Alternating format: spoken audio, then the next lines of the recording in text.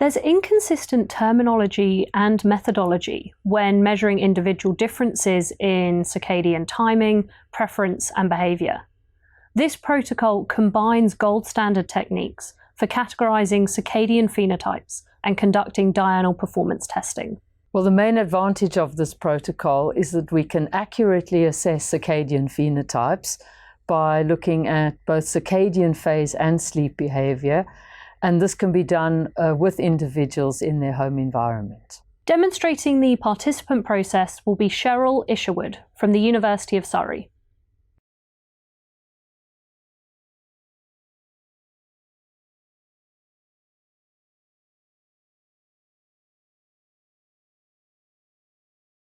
Invite participants who meet the inclusion criteria to attend an initial meeting and obtain written informed consent from all participants interested in taking part in the experiment.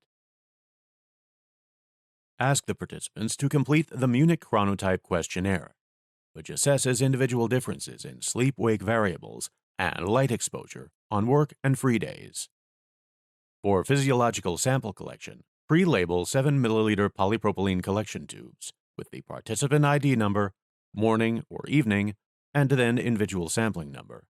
Different colored labels can also be used for morning and evening sampling tubes to help distinguish between samples.